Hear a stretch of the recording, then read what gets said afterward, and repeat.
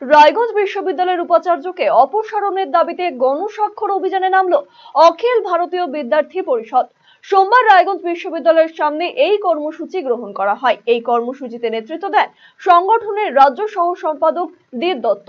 তিনি জানিয়েছেন, পূর্বতন উপাচার্য অনিল ভুইমালি এবং বর্তমান রেজিস্ট্রার দুর্লভ সরকারের নেতৃত্বে পিএইচডি এবং নিয়োগ দুর্নীতি হয়েছে বিশ্ববিদ্যালয়ে।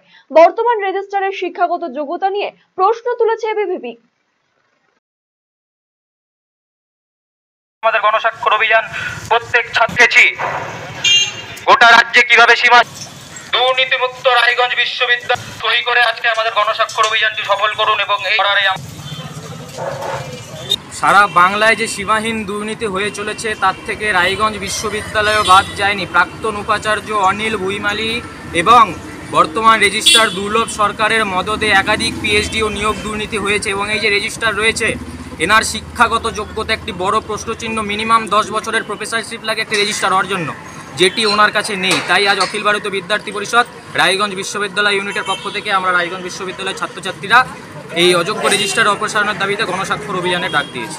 উনি চেষ্টা করছেন, এখন দেখা যাক কতটা কি করতে পারেন। ওনার কাজ ওনারা করবে, আমাদের কাজ আমরা করছি। এর আগেও আমরা দেখছি আপনারা এই পিএইচডি ইস্যুতে বারবার আন্দোলনমুখী হয়েছেন। কোথাও কি তাহলে সুফল মিলছে না আন্দোলনের? সুফল পাবো, আমরা আমাদের আন্দোলন জারি রেখেছি। যতদিন না পর্যন্ত সুফল আসছে আমাদের আন্দোলন চলতে থাকবে। আমরা বৈরিক সূর্যোদয় কিছুদিনের মধ্যেই আমরা দেখতে পারবো, সব কিছু সুফল কিছুদিনের মধ্যেই চলে আসবে।